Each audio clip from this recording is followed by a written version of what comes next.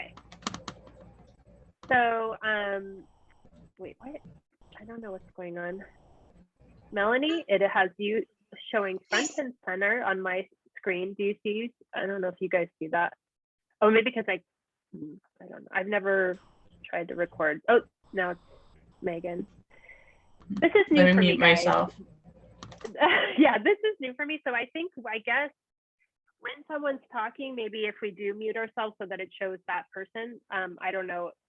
I think we can also at the top put speaker view too, but I also, it says speaker. So we're gonna just give it a few minutes to see if anyone else is coming on. But I think I just want to acknowledge first just that, you know, if you guys have had a difficult week, Meaghan and I were just chatting that it's coming up for everybody. And I was saying that I think it could be due to the eclipse. And if you are in a fixed sign, I think it's even harder. I think the fixed signs are Leo, Scorpio, Aquarius, and there's one Pisces. No, I'm not sure what the last one is. So just be gentle with yourself, and also try to cut those that are those signs a break, because that has been a lesson for me this week. That there's, you know, people are human, and I think that there's a lot of fear coming out, and that's just in my own life from the people around me, and it's in places that I never would have considered it. So I think it's like just holding space for them and yourself, because things are changing, everything is up in the air, and I think that is a trigger for a lot of people. So just try to be gentle with yourself, okay? I'm gonna open up space. I'm just gonna wait, I think, a few more minutes. So if you guys want to go off mute, you can just chatty chat for a little while.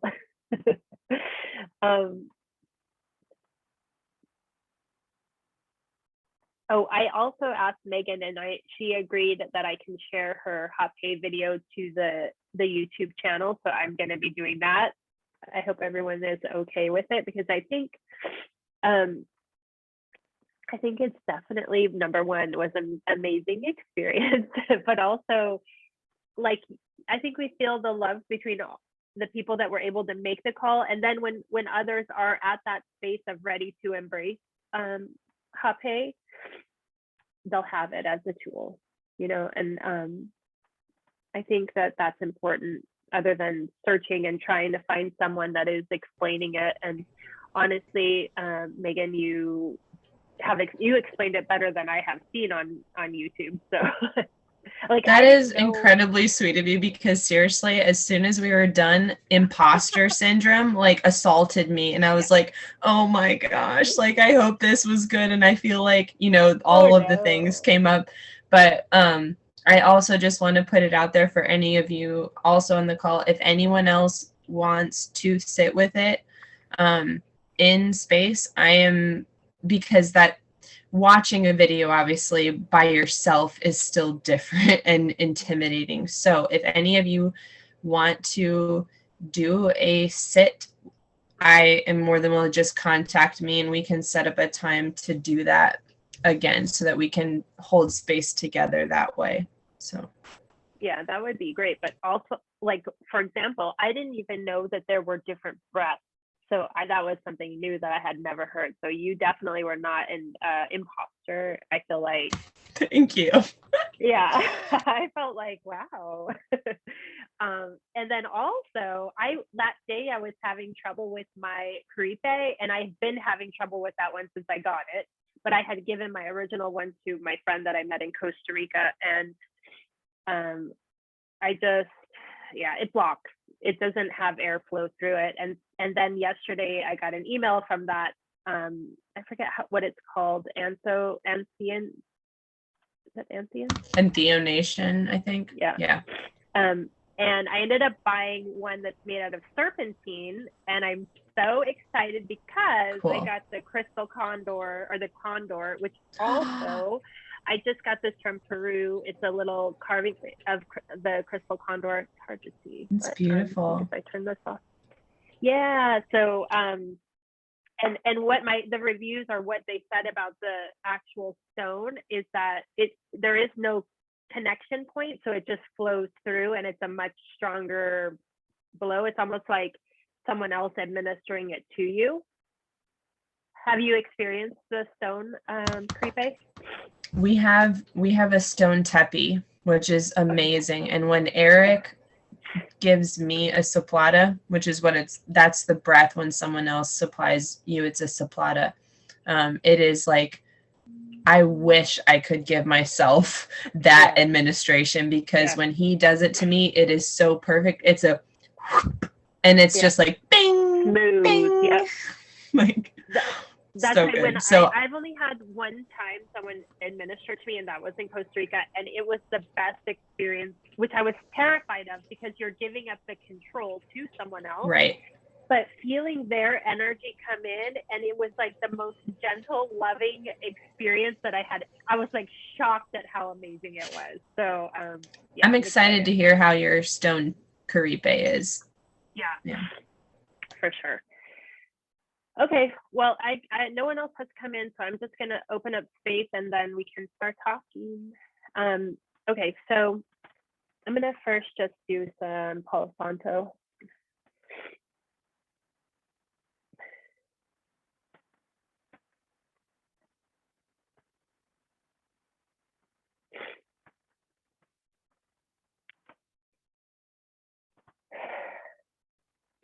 And you guys just take a breath and just center in.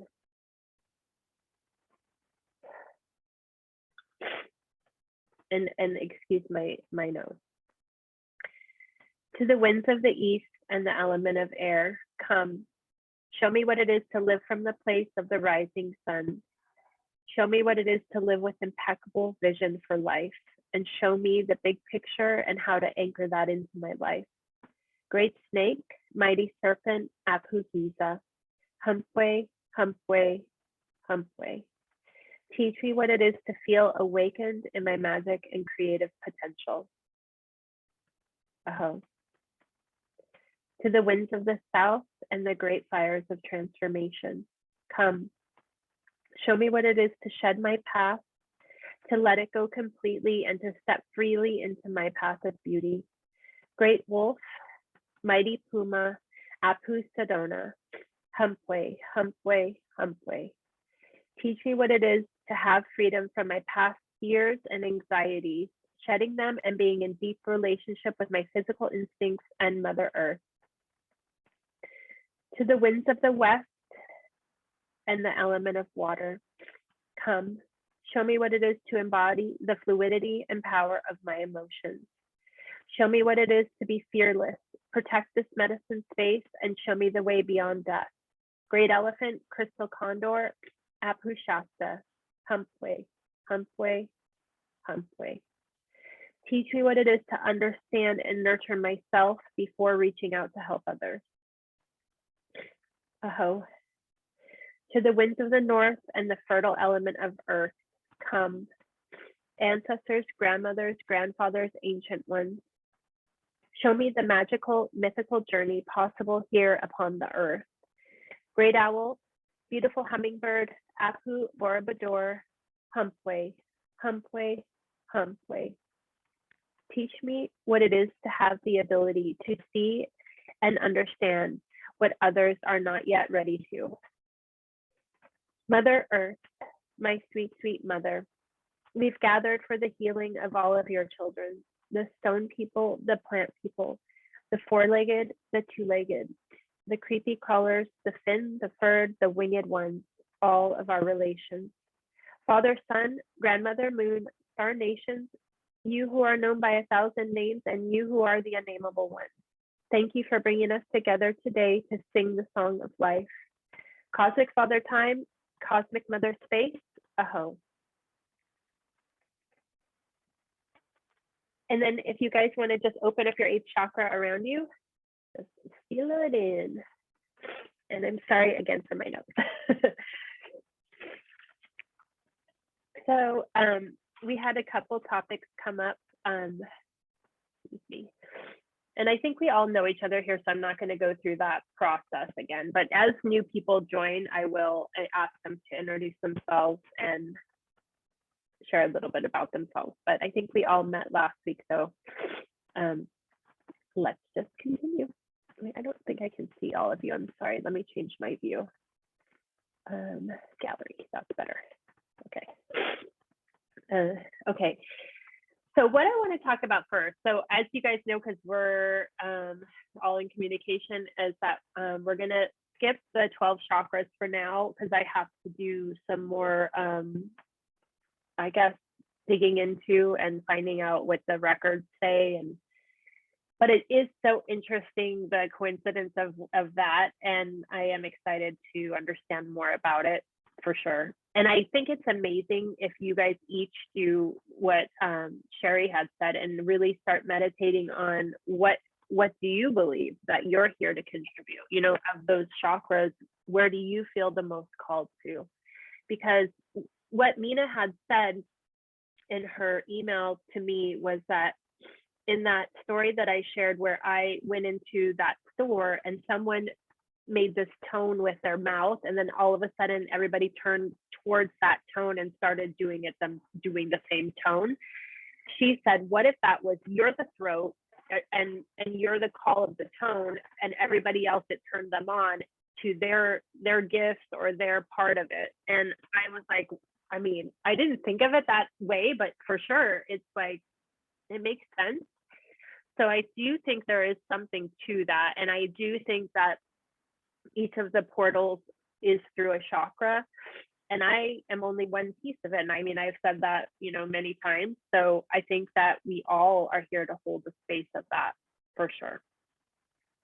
So skipping that one, I think we should talk about Sananga first.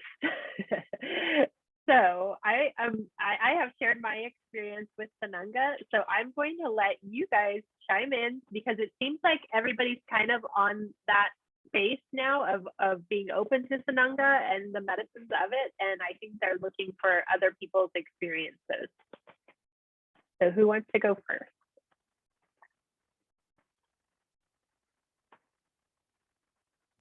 Okay. All right. So I do not have it for my own yet. I'm going to be ordering it soon. Actually, I'm probably just waiting until I go to Peru.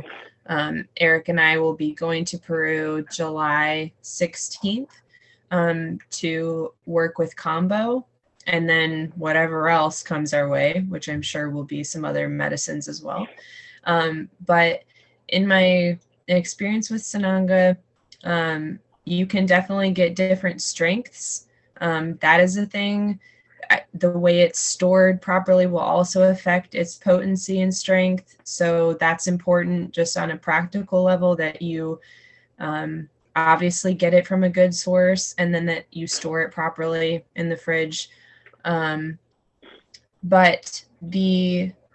I've used it in conjunction with, the first time was with combo, right before I sat with combo. And the Sananga that Carlos had was incredibly powerful, and that was excruciating. I won't lie. And I feel like I have a pretty decent pain tolerance.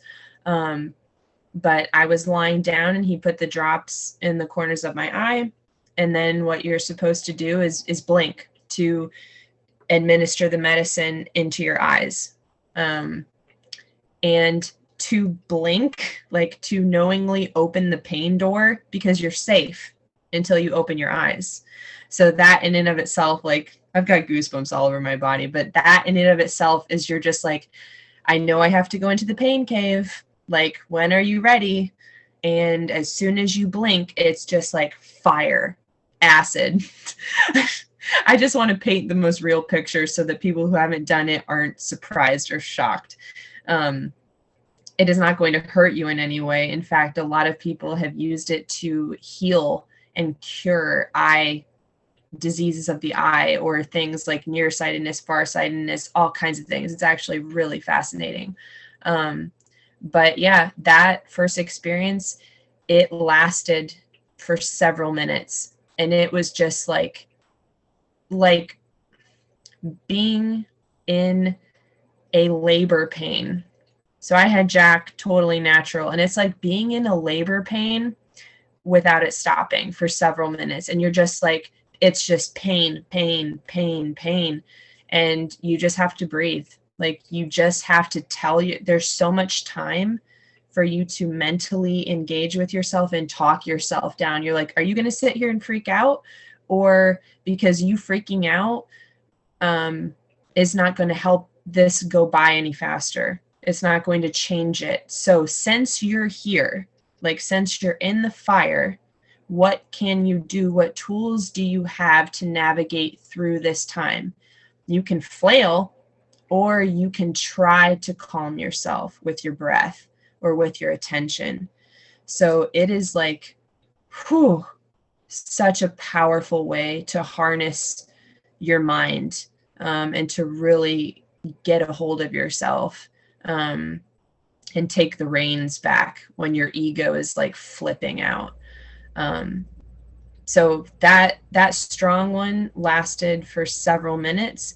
My successive times with it were, I would use it before sitting with rapeh, and it was not as intense. I've had it all the rest of the times. It's been a much more mild Sananga, where it's pretty intense, but just like a few seconds of burning, and then I'm able to deal with it and kind of come back. But yeah, so those are things just to be aware of, is that there definitely are different strengths to it, and who knows, based on like your current mental, emotional state, how it's going to react with you on any given day. I'm sure that could be different. Just like when you sit with anything, any medicine, that your state is going to impact the experience aside from just the actual medicine itself. So there's nothing wrong with, if you don't feel called to it, you don't feel called to it yet. Like my husband, he was in the Navy and like had like, you know, Agent Orange or whatever blast in his face. He will not sit with Sananga. He's like, nope, no one is putting battery acid in my eye. I don't want it. I'm not okay with it. And it's like, cool. I am never going to try and push something on someone just because I feel like it has benefits. So, yeah. And you guys have heard Gabrielle's story. Like, you know, she started with it 5 days, took a break, and then came back when she was ready and saw it all the way through. So it's just, with any of this, there's no judgment, you know, and if you ever use it, if you never use it. So there you go. There's some real truth.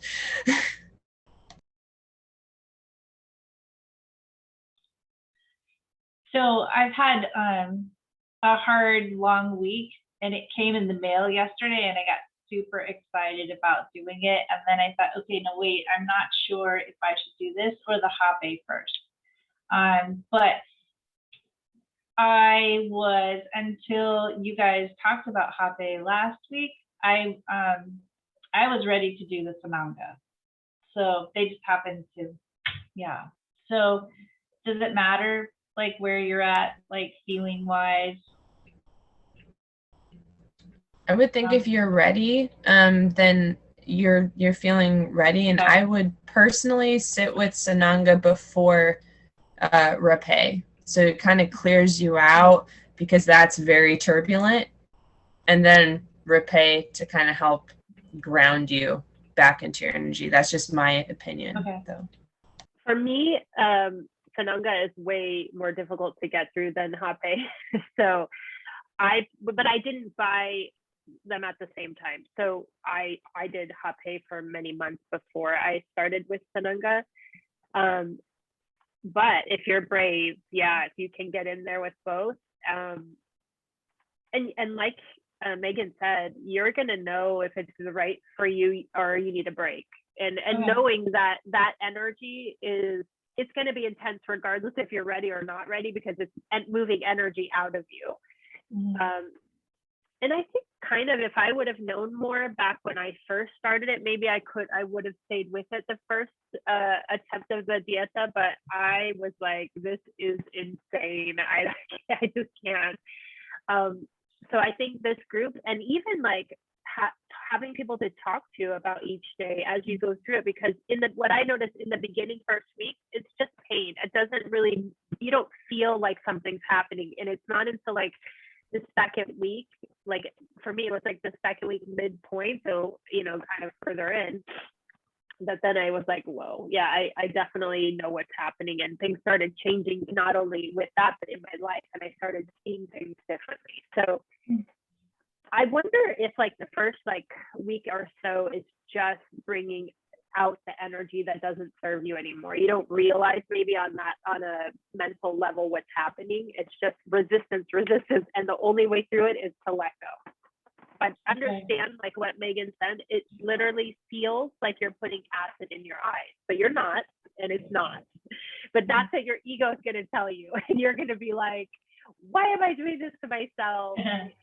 There's all these stories that will come up for sure. And like Meaghan said, you are the one controlling when you blink. So it's weird, the eyes, when they're closed, nothing gets in there, which I'm so shocked about, because your eyes are closed and you put the drops right there and you don't feel anything. And you can screw the top back on and you put that down and you're like, okay, I'm ready. And then you start blinking and it's like so quick that you don't, I always thought like the eyes, maybe they would leak in. No, it's you decide when it goes in. Did anybody else get the medium strength like Anne to start with? I have medium. Okay. Did you cut it with the saline or did you just go straight? I didn't, but I feel like Anne needs to chime in here because she's in the same boat that you're in right now. Okay. Maybe a few weeks ahead of you, but.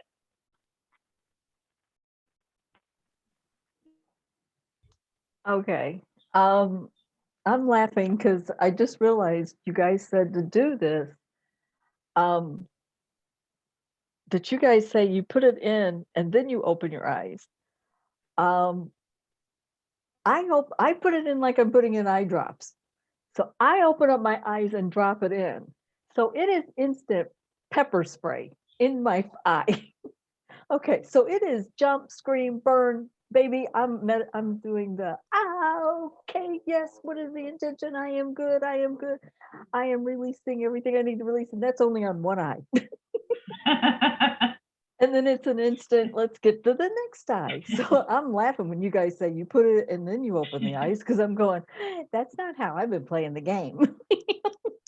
And the intensity when you blink at the same time of it hitting both nervous systems at the same time is like you have nowhere to go but surrender.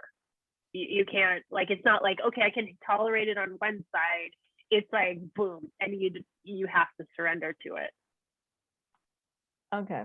I guess I'll have to change the way I'm doing it, because it almost feels, I remember when I very first started it, it almost felt like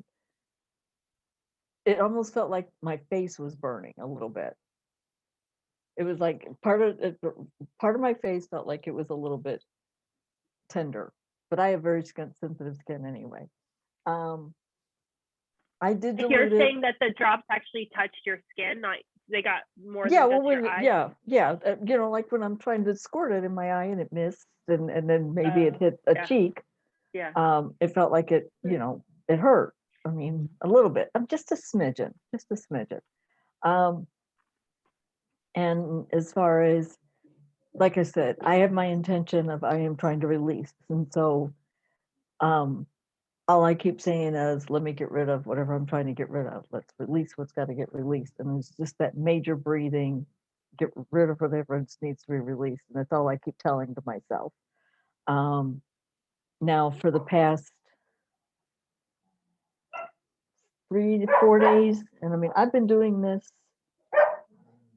since the 27th. Sorry, my dogs are playing upstairs if y'all hear them. Since the 27th of May, And so I'd say for probably the past 4 or 5 days now, I've been doing the medium strength straight, which has been hard. You know, there's a change. Because when I first did it, I really diluted it. And then the second day, I added more to it so it wouldn't be as diluted. And I think the third day, I even added more to it so it wasn't as dilute. I kept making it stronger and stronger. Used that up, and now I'm on the medium strength. I can tell the difference because yes, I feel the pain, but then when it subsides, like last night, it seemed like it subsided pretty quickly, but it was like I was going on to the positive thoughts or where I want to go with things. I don't necessarily want to say positive, negative type thing, but where I want to go. So it seems like it's doing its change. It's starting to change me on a cellular level, because that's what they say is to go to your cellular level. And I keep trying to tell myself, I want to get down to the cellular level and fix what needs to be fixed. So that's what I just keep telling myself. And my 21 days will be up next week. And part of me is just like, okay, do I stop after 21 days? Do I keep going? Is there a reason to stop after 21 days? I don't know. That's one of the questions that I had. Do you have to stop after so many days? Yeah, you do the Dieta for 21 days, and then you put at least a week in between starting another Dieta, at least 1 week. Give your eyes a rest. Okay. But then you can start back up after a week. And my friend that I met in Costa Rica, she's on her second Dieta. So, you know, I think for some, it's like so powerful that, like, for her, it was calling her again. She wanted to experience more shifts. And what if that is like, you know, you have that energy that's stuck, that wants that help to help get it out too. I think that's amazing. And knowing that this is a tool that you can use, right? Like, all of these are just tools to help us get to our core. Mm-hmm. Yeah. Yeah. And I can see that it's starting to work. You know, I can feel it getting there. That's why it's kind of like, it's exciting, because it's like, I feel like I'm getting there and I want to just keep going at it, you know, get where I want to go. So, and then the one day when we did do the rapeh, I did the Sananga later that night, and it was so cool because the rapeh was still in me, and it was just a very interesting encounter. And it was funny because when I was done, I found myself hugging myself, going, yes, everything is good, you know. So it was a really neat encounter. One other thing I just want to say too, and I know I've said this before, but so rapeh had been brought into my field of in ceremony, and I always said no, right, twice. And then it took going through, for me, the flower essence therapy to open up to it. So I want you guys to know, if you have that fear, for some reason, the mixture that I went on for the essences, after a week, I was like, okay, I'm ready. And I ordered my own, and I did it, you know, I started administering to myself. Prior to that, I was like, no. And it had been offered, and I was like, no. So don't judge yourself. Like, you may need to attune to the frequency of the flower essence first to open up to these more powerful medicines.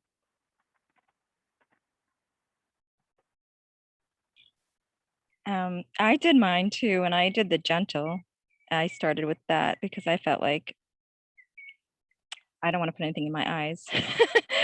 But yeah, so I did the gentle, and then after the first day, I actually wrote to Four Visions. I said, you know what, I think I should have done the medium. Is it okay if I do it at night, do it in the morning and night? And he said, just to talk to the medicine and see what it says. So now I think I'm experimenting, and I did 3 drops of the gentle, and that was like so powerful. Like, my head was throbbing the whole day. That's the day I saw the crow die in front of me. So something did happen. I felt like it was like a really what do I want to say, like a very striking yes from spirit, like this is working. And that crow died, and I was like, okay, why did I see that? And it did lead me back to Sananga. So I do feel like up until that was day 9, it was very subtle. Crows have been coming into my vicinity and really messing with me. But this was like, okay, you're ready. You're doing 3 drops, and you're really feeling it. And I wasn't feeling it. And I also had a lot of hesitation about the group. Like Anne, I was like, I don't fit in. I don't know. I was just having a lot of complexes. So I think I actually was craving the pain because I felt like, I don't know. I don't love pain at all. But Can I I just feel, say that I can relate to that? yeah, okay. So yeah, that feels, that it just felt like I needed that. I need pain to like really wake me up. I don't, I'm not ready. I'm like, I'm ready and I don't want this gentle feeling anymore. I want something to hit me because I didn't even realize that they sold something where you could put it under your tongue. I think somebody else had mentioned that one, which, wow, I would have bought that before I bought Sananga because it is so painful. It hurts so much. Like my eyes feel like they're gonna burn out, but it only lasts like maybe 5 minutes. It's long. 5 minutes is long. And then after that, if I put the music on, I really do feel my whole body ascending. Like I don't know if anybody feels that, but it feels like I'm light as a feather. And yeah, there's something definitely going on. Like I feel like this lightness from my toes all the way to my head. So it's been good. And then I think what I'm going to do now is instead of doing it at night and the morning is do the 3 drops so I make it stronger for myself. And that's plenty for me. I don't think I need to go to the I think after medium there's a regular strength.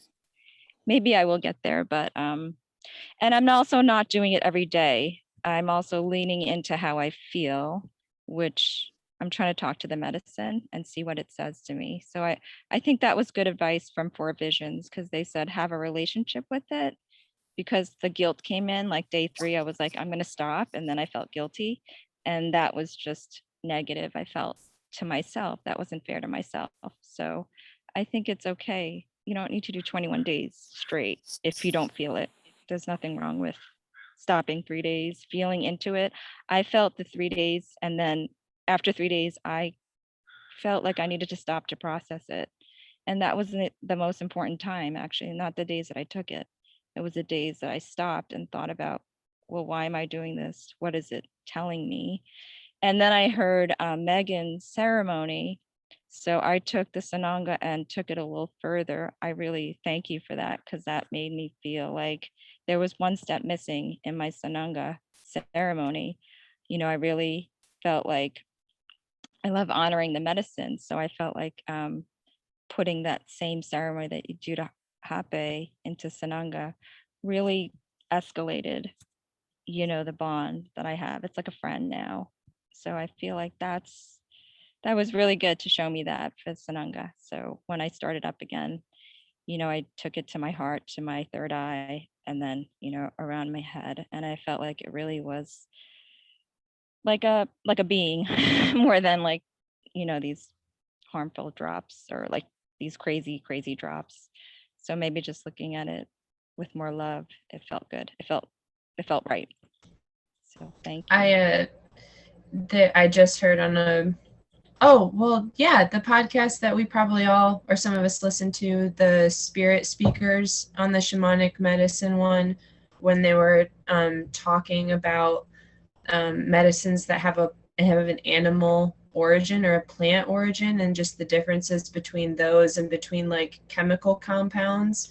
And that's something that I really also want to learn way more about, as you interact with plant medicines versus animal medicine versus chemical, like, because there are beings, entities, associated with those other ones where the way that they described it with like a chemical one, like MDMA, for example, is one that helps like unlock a program for you so that you're the energy, like you're the one behind it, and it just like kind of opens up a new video game or something for you to drive around, where maybe when you're doing something of a plant or an animal origin, that it's like not you driving as much, if that makes sense.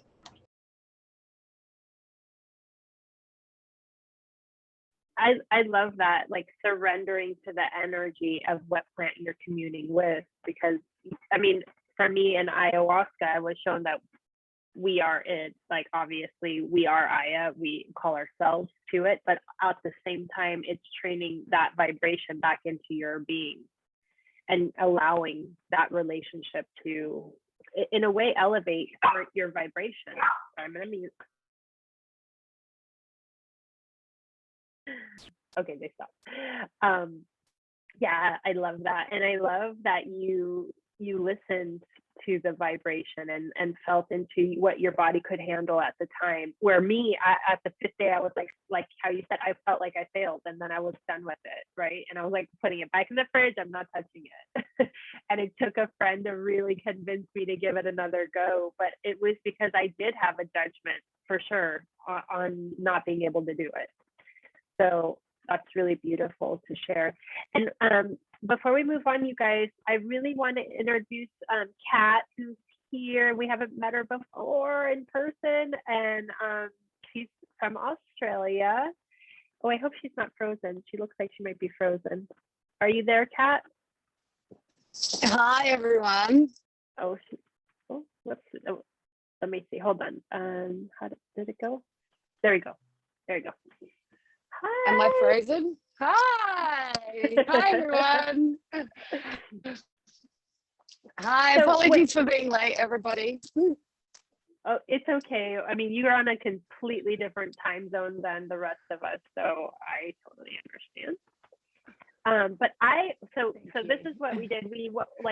Say where you're from and a little bit about yourself, and if you know your human design, which I already know it, but that's what we shared with each other last week. Okay. So, hi, everyone. I'm Kat. I'm from Victoria, Australia. Well, I lived up in the northern part of Australia up until last year, when the pandemic happened. And now I have been kind of all over the place, and I'm in Victoria at my parents' house, which is right down south in Australia. I am a Taurus, Gemini rising, Leo moon, and I am a projector. And I am a projector without I don't really explain it as good as what G does, but I am the projector that doesn't have the energy center at the base part. I'm just all this part. I'm like my heart, throat, and head. So I just kind of operate from here, and it really, really makes sense to me. I guess years ago, I got into numerology, astrology, tarot cards, crystals, and things like that, like maybe from when I was about 14 in this little town, and I left it. And then now years later, I'm in my 40s and I've picked it all up again, and I'm like, oh yeah, wow, hold on a second, now it all makes sense. I was meant to do that all along. And I found human design, and I was just like, oh my God, like now it all just finally makes sense. Oh, and I've been really interested in Chinese astrology for years as well. So I'm a dragon, if anyone understands what that means. I'm a fire dragon.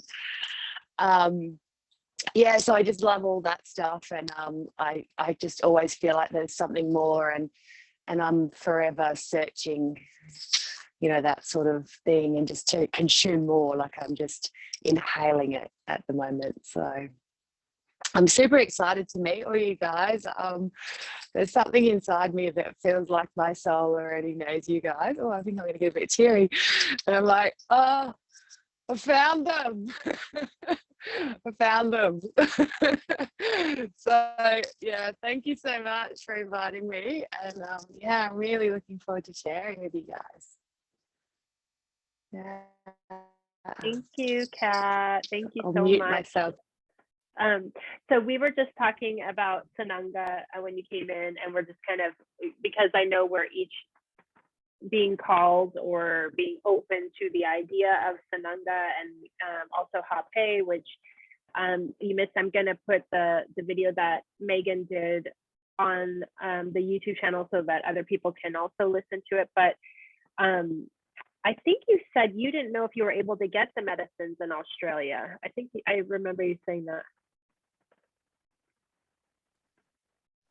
I can get it, G, from the UK. I'm going to get some next week, and I'm going to get some. Okay. That's the drops, and the other one is the nose rapeh. I'm going to get some of that as well. And you're not the only old one that doesn't know anything about plant medicine. I'm 45, and I'm like, whoa, this is awesome, this stuff. I'm just trying for the first time as well. But you guys, I mean, it's the same for everybody. I think starting this path, like, don't feel like you're behind in any way, because honestly, and we all come to it with our kind of judgments, for sure, because how could we not? But I think that they come along the path because when spirit realizes that you're serious, they're like, okay, let me help you. Let me show you the ways of like the indigenous people that actually get deeper into this, and this is how. And so, yeah, I mean, what I believe is that literally the energy of the plants just start coming to you. You don't really do anything. And I mean, that all we have to do is be open when they do call, right? That's how I feel. And Meaghan probably has the most experience, but again, I think it's because she's out there open to energy. That's how I always say it. Like, she literally says yes when they come. That's how I feel. It's so funny you say that, Gabrielle, because I'm literally thinking that, like, I so admire and respect those of you who actually have some fear and trepidation, because sometimes I feel like if someone was like, hey, enlightenment is off that cliff, just jump, I'd be like, okay, bye, and like, we do need to have, I know that, and Eric helps me do that. He is the person like holding me as the kite who's just trying to fly away all the time. But no, so like a spirit of healthy fear, and by fear I mean respect and reverence towards these things, is obviously incredibly crucial. And I just have to say, Kat, I'm so happy you're here. And I don't know, I feel like you and I probably have a lot in common. And I also, because you missed this last week, I can't get the thought out of my head that after my Akashic reading, when Lorena told me that apparently I have like, my soul is split into 2 incarnations in this life. And so now I just can't help it. I'm like, when am I going to meet my split soul like piece in this life? I don't know. Anyway. And Deia, I'm dying in love of your dog, who is just like loving on you right now. It's absolutely adorable.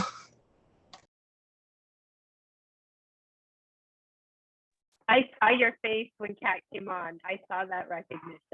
Yeah, I was like, yes. That happened with Mina and Ian last week too. So I wanted to introduce him. So yeah, he's always with me and very protective. So this is Chase. He's a beagle. He's gonna be 4 this summer. And he will not leave me alone. I'm literally trying to, like, I had to get up a few times because he wanted to go outside. And then it's like, oh, it's dinner time. So he's like, hello, my food. But he's always with me. So like every call, anything I do, he's like right on my lap, will not leave me for anything. And he's a licker. So he's trying to lick me. And I'm like, stop. But he is, yeah, he's the best. He really is. But I did wanted to share with you guys that obviously I am learning all about this. Like, I know nothing about it. So Timmy, so don't feel, Kat, like you don't know anything. This is all new to me. So I've heard of things, but I never heard like any experiences of anybody that had tried any of this. Rapeh is actually pretty cool because my grandmother used to like chew on it when I was a kid. Like, I remember I actually texted my sister about this because, so in Portuguese, we say rapeh, and she would like have this little box and it looked like tobacco, and then like I could smell it as a kid, and I would ask, and I'm like, Nana, what is that? And she would say, oh, it's rapeh. It's one day you'll figure it out. She would say that, but I didn't know what she meant by that. And unfortunately she passed away, and, so I never got to ask, but I remember her. I don't know what she did with it, why, or what she felt. But I texted my sister and she's like, how do you remember this stuff? I'm like, I don't know. I just remember the little box and the smell of it. And then when you guys were talking about it, I'm like, oh my God, I think I know what that is. And then immediately when I went on the site and then it said, like that they have it in Brazil and all this stuff, I'm like, oh my God, okay, this is so cool. So I ordered it. So I'm waiting for it to arrive. I'm very excited about it. It's definitely calling me. So I'll let you all know. I feel like your grandma is bringing it to you too, right? She's the one that's bringing the energy, man. Like, that's crazy. I seriously, I mean, I must have been maybe like 7 or 8, and I remember her, but she was always like, I don't know, it was in her mouth. I don't know. I remember her smelling it, but I just wish that I knew anything that I could ask, like, what is it? What are you doing? Why? What do you feel? But, I knew nothing. Okay. About it. Deia. Okay. Yeah. So this is going to play in. So I'll link the podcast, but from Spirit Speakers, I've just started eating up their podcast because I'm resonating with like all of it. And their one on dreams. Okay. It was sometime last year. I'll link it. Yes. But it's so freaking powerful. It's incredible. And okay, so something that, because you're saying this, like they were talking about, like, if you want to converse, engage with a spirit during your dreams, like that is available to you. So like I would encourage you, I mean, listen to the podcast, but then set that intention, like when you go to bed, and it might not happen the first time, or it might not happen for a while, but if you set that intention, like, hey grandma, like there's some questions I'd really like to ask you about, like maybe we could meet up in this astral plane or whatever, but I'll link that podcast because I got so much out of it. Yeah, and my dreams are very vivid anyway. I do have very strange dreams, and I mean, I can't put anything into making sense, but I do dream a lot with my dad. He already passed. And so that, that was like his mom. So I feel like I talk to them all the time, but like half the time I don't remember what the conversation is all about. But I do have an easy way of some sort to like connect with them, both of them. So yeah, I think that will be easy, I'm hoping, but I've always been curious. So I'm very excited to listen about this podcast. That'd be cool. And also, I love that this is in your DNA. Like, we all are indigenous people in our past lives, and I think it all runs through us. But physically in this life, this is literally your ancestry. Well, you're gonna like, so you're gonna like the story. So my mom's mom, she was actually raised in a tribe in Brazil, and I almost got kidnapped when I was about 2 or 3 by some American Indians in the small like town, because my hair was like pitch black. I had bangs. I looked just like them. And my grandmother was very, she really resembled the, that culture. But she doesn't, I guess she ran away from the tribe when she was a teenager. That's what she used to tell my mom. And unfortunately, she also passed very early. She was probably in her 50s, and I was like, I don't know, 10 or 11. But she knew all about medicine, like plant medicine. I remember when I was sick, she used to like do all these, like make like tea and things and give it to me, but I didn't know what it was.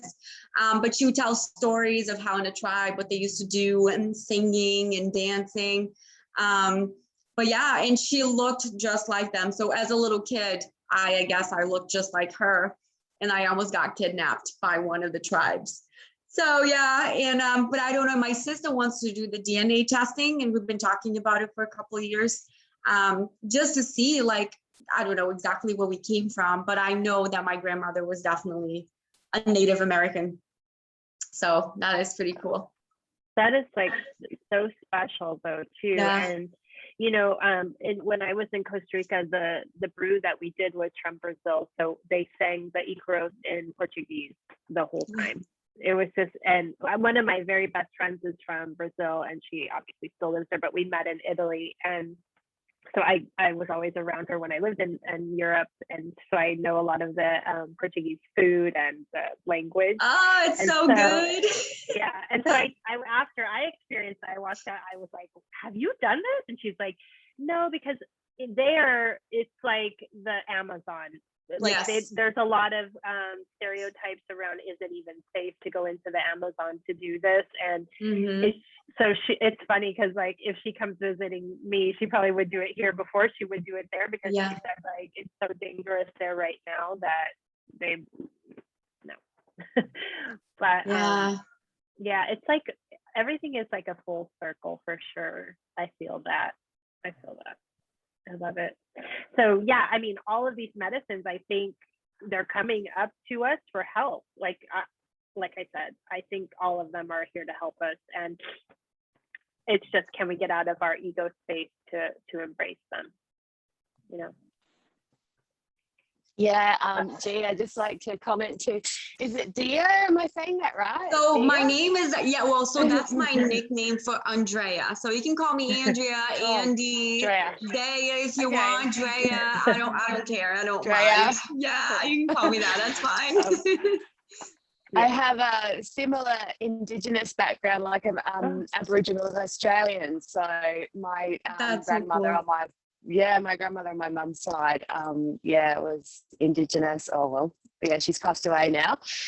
But I came to this stuff as well through what we call in Australia DMT, excuse me, but which is what the Indigenous here call dream time. So it's made here from the acacia trees, and I'm not sure.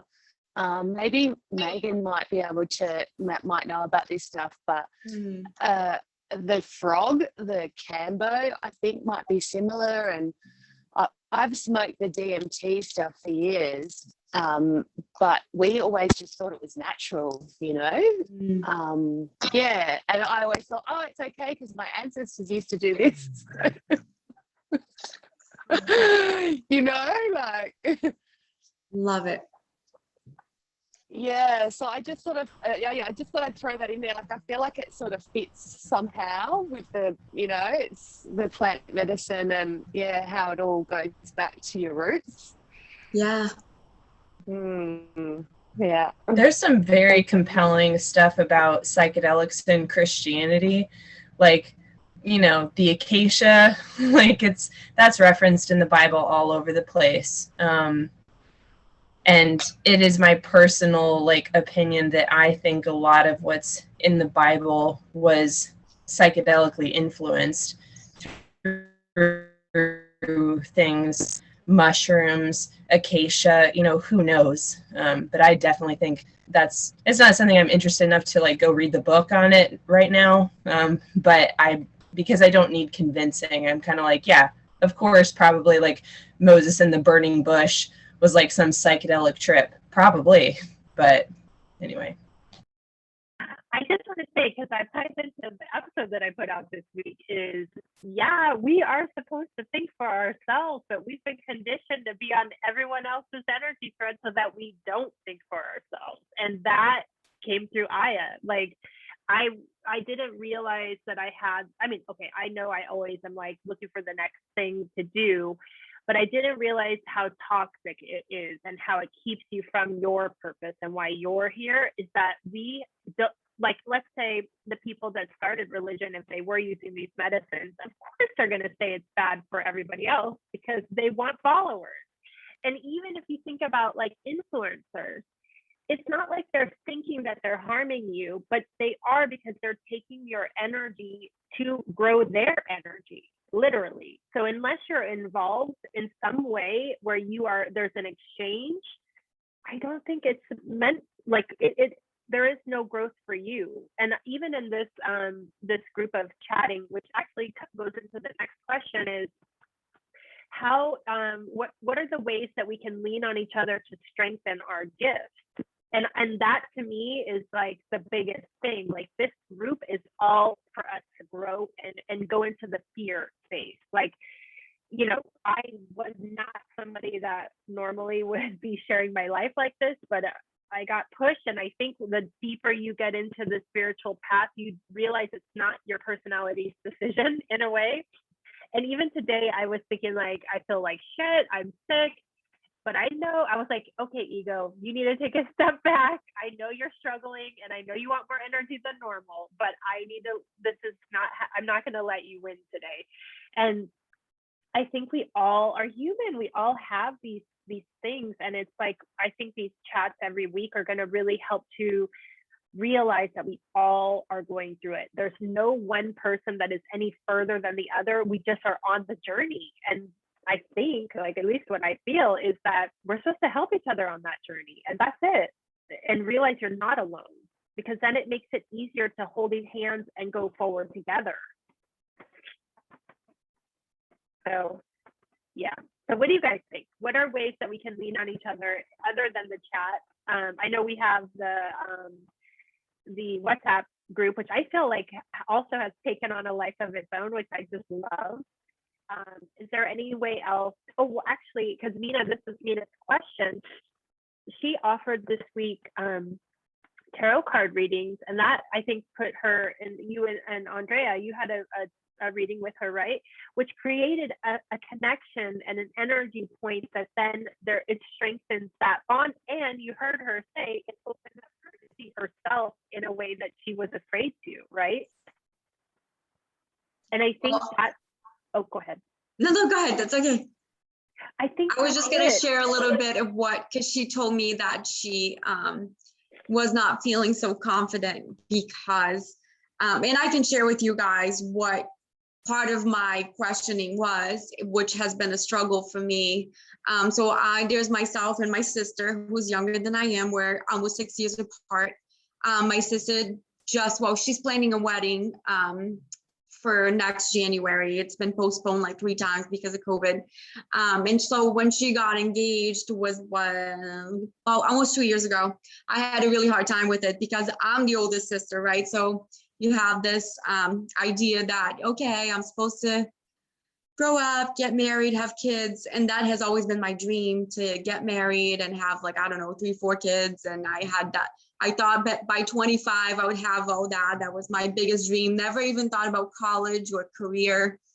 And well, life has taught me that it was the other way around, that I focused on my career, and that relationship part just never happened for me. And my sister was the one that never wanted to get married or even thought about it, or had, she always wanted to be the free bird, and she was for a while. And then she met her husband, and so I've been struggling with those feelings of just not being there, or being the older sister and I'm still here. And so I had asked her, like, if there was any, anything that she could feel that if I would ever meet somebody as a partner, not even about kids, because now I feel like maybe I'm getting too old for kids, but I don't know, would I ever find that person, or if it's in the cards for me, or if she could tell me anything about it. But so she said, she's like, wow, that's a really specific question. It's almost like a prediction, and she's like, I was very hesitant about it, but she kept like taking her time and meditating, and she ended up taking the same cards, I guess. Like every time she read for me, she just kept reading with the same cards. And so she finally put this whole thing together, and everything she said or read about me, and knowing nothing about my personality or myself, it was like spot on. Like I literally cried, like reading the whole thing, because it was kind of like I was reading a biography of myself, and I just couldn't even believe it, of how powerful and how true that was, everything she said. And I mean, according to her, yes, I will meet somebody eventually. But it was really, it was amazing. And I really, truly think that she has a gift. And I did tell her that. And she should not be, hold herself back, and she's just be confident and just do it. And I think the more she does it and trust that it's coming from within she will just nail it every time. You know, it's all about energy. And I mean, it was just right on. And that was my experience for sure. It was beautiful. It was great. So, I mean, and this is a direct reflection of, we can use each other as a group to feel safe to practice. Because like with me and Anne, that's how we met. And it was this feeling of feeling safe to allow your gift to actually come forward, right? Without judgment and without like needing to know what it meant. I didn't even, you know, all of those things. Like, I remember, Anne, you probably know, I was like, I can't do this. And it's only through practice that you really see yourself, because you have to take that leap. You have to. And that really is the only way, because otherwise you just think like your ego is in control and thinks like, no, I've never done this before. Why at this point in my life would I all of a sudden know how to do something like that, you know? Or, but then also, and I think everyone probably would agree with this, is that you're sensitive for a reason. There is a reason that you are the way you are, and we all are that way. There's a reason. Instead of feeling like, I tell you guys all the time that I didn't fit in and I didn't understand why I was so sensitive. Now I see it as I'm exactly the way I was meant to be. No one ever taught me how to be that. No one ever said like, you are this way because you're here to bring something else that is different from what is considered normal in this life. And, you know, I think even that, like, that's what's supposed to be too, because why it wasn't time. I really believe that. There was this woman, or there is this woman that is a good friend of my mom's who does tarot. And I would go and see her like once in a while, and she was really cool. She could, like, I got rock books, and I asked her after I had my awakening, why do you think I didn't grow into it? And she was like, what do you mean? And I said, I remember back like when I was in my early 20s, I got this huge book, which I still have. I think it's back there. Yeah, the Book of Stones. And I lived in London at the time, and I dragged that thing all the way to London, and I was like so into it. And I got this bag of crystals with little stones, little tumbles. And then, you know, life happened, and I let it go. And I asked her, like, why? And she said, it just wasn't time. There is no judgment. And then I even asked, what if I had kids? Do you think that this wouldn't have happened for me if I had kids? Because I don't think I would have had time to do this. And she said, of course it would have. It would have happened regardless of if you had kids or not, because you would have made time. It's that kind of such a deep calling in you that nothing will keep you from it. Now, of course, there are days that I think like, oh, I'm so happy I don't have them, because I think like, how could I juggle all of this? But she said, you would have figured it out. You would have rose to the occasion, just like she brought up my mom, just like your mom did. She raised 2 kids as a single parent. And I don't know how those women are able to, but they do, right? And so in all of this is to say that we're here for each other for that. We're here to like really nurture that in each other without judgment. And even, let's say, if you are testing out the waters and you're like, you know, let's say someone's into astrology and is like, I want to give someone a reading. It doesn't matter if you're perfect. None of us are perfect. Nothing is perfect. And, you know, it was my curiosity of human design that made me really passionate about it. And I would say like the things that make you the most curious are the things you're here to share. Yeah. So I love that you guys are helping each other, and like Meaghan, you offering to do the rapeh teaching. I mean, that is what I love. That is what we need. We need all of us to step up and just share what you got, because it's guaranteed that there are, like Meaghan for sure taught me stuff too. You know, like every one of us needs to learn something. I'm linking. I'm having so much fun being secretary right now.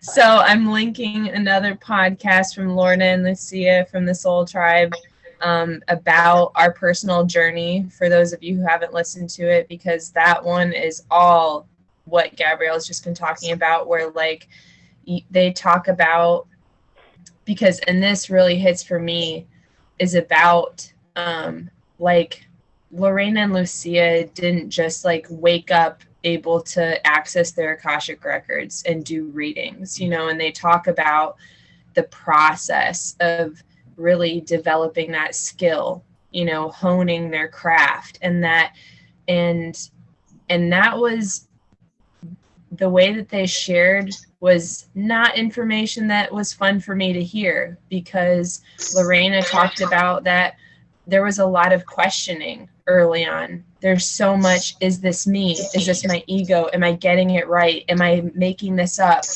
And that you just kind of have to ride through that valley of questioning until, like, you know, until you actually learn that this is it and this is not me making this up, you know. But I don't like hearing that. I don't like hearing like I'm gonna mess this up. And that is a huge theme of my whole life. That's why I never wanted to be a mom. I have a 3-year-old now, and I never wanted to be a mom because of that very reason. I didn't want to sign up for something that I could and would screw up, because I hate that. I would rather just like not do it at all than to do something and know that I'm gonna, you know, mess it up sometimes. So that I'm linking that podcast, because that was really, really good. And then also, if any of you have not heard of Trevor Hall, he's like freaking amazing, this musician. I'm linking a song on Spotify from him that's like one of my absolute favorites. It's called A Reminder. But just like, it just so came up with what we were all saying, because there's one quote, and I've shared it, I'll share it in the email, but he says, when you've lost your way, colors start to fade. Take a look within, find your offering, hold it to the sun, let your spirit run. Remember, find your center. So it's just like, oh, chills, because it's like, of course, like when I'm feeling down on myself and my inner critic is just like, you know, going to town, it's like, okay, well, what do you have to give right now? Like, not in a month, not after this class, this certification, whatever. It's like, today, you have something. Today, what can you give today? And that's been a huge personal challenge for me too. So that's a beautiful, beautiful song. I've shared that in the email too. One thing I want to say too is that you guys, even though, let's say, you could learn and study one thing like shamanism or Reiki, it's not going to be the way, you're not going to practice it the way that you learn it. And that's something that I didn't realize either. I thought, okay, you learn it and then that's it. No, because you each carry your own gifts that are stronger than in one way than another, and that is going to be your gift to the world. It's not going to look like what your teacher does. Like that, I mean, I would say Anne probably agrees with this, that our healing doesn't look anything like Lori's. At least mine for sure doesn't. And I haven't seen anyone give it or be an example for me in that way, and that it looks exactly like mine. And I don't think that we will ever find that. I think you're supposed to learn the tools so that you can learn, like, and remember, I would say, what you know already, to share what you're here to bring, and know that it will never look like another. You know, like you may have like the foundation of something, but then you bring in your essence and your flavor of what you're here to bring.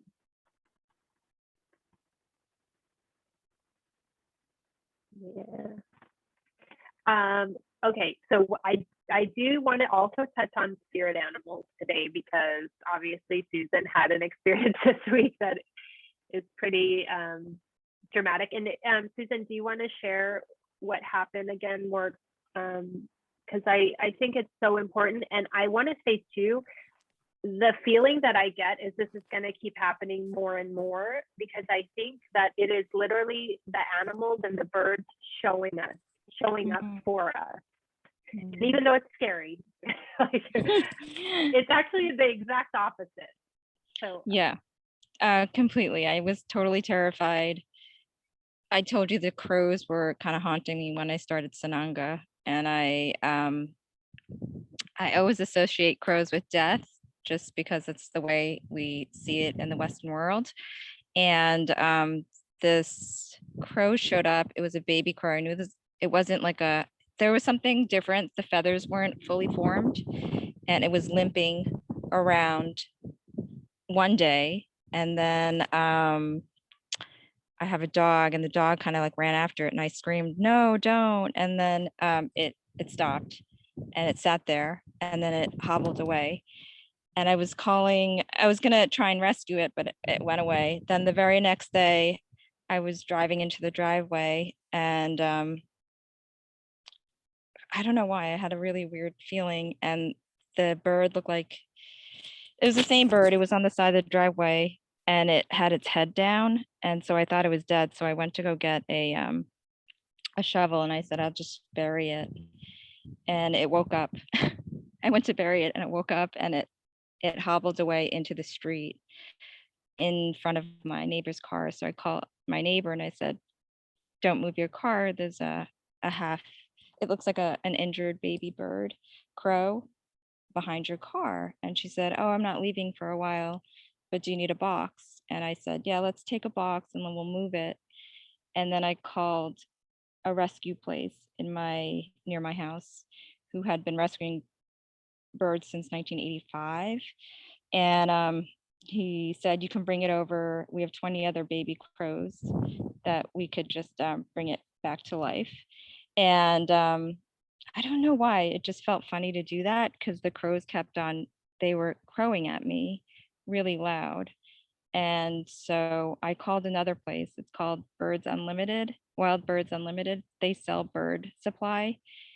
And the guy there, I'm so glad he called me back, because he said, "I wouldn't take him there, because I think that, well, crows are very protective and they're very intelligent. So they're going to remember that you took their baby away, even though it's dying.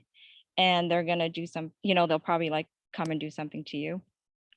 Nothing too horrible, but just like mess with me."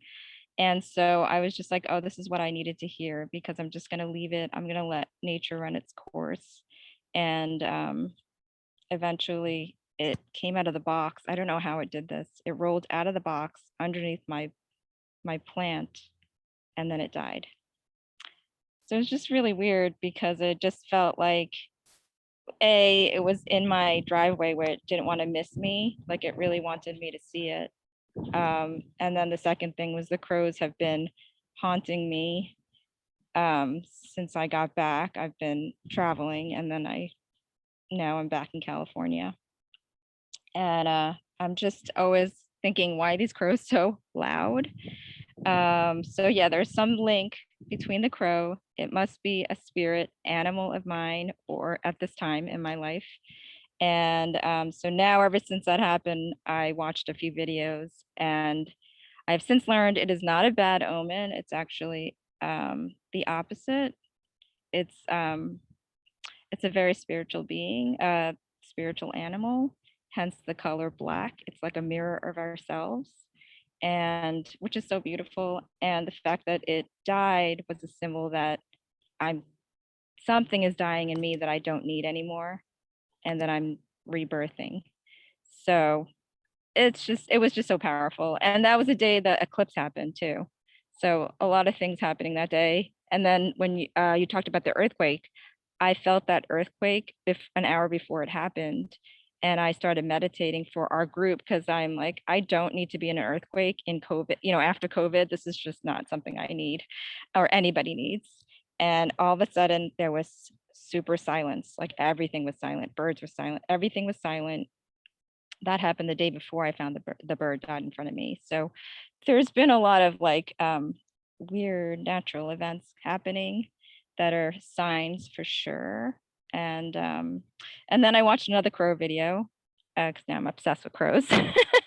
And it did say that crows are they're just intelligent, and they're also like about transformation, which is probably why I'm connected to this group, because we're all transforming, we're all changing. And there's so many similarities in everything, in our thread, in our conversation. And I think that I have been listening for years, but I haven't been acting. And yeah, in my reading with Lorena, she's like, you just have to start doing stuff to get it out there because that's what spirit wants. And I feel like if I don't do it, then something really bad's gonna happen. So which is like in the human design, I think there's like one component in human design where if you don't do it, there's gonna be a tragedy. But I don't know if I have that node. I'm not sure if we talked about that in our reading. But yeah, so I love animals and I do look at animals and I'm obsessed with birds and I'm obsessed with yeah, just I keep looking at birds. I laugh at myself because I'm like I'm becoming a bird watcher.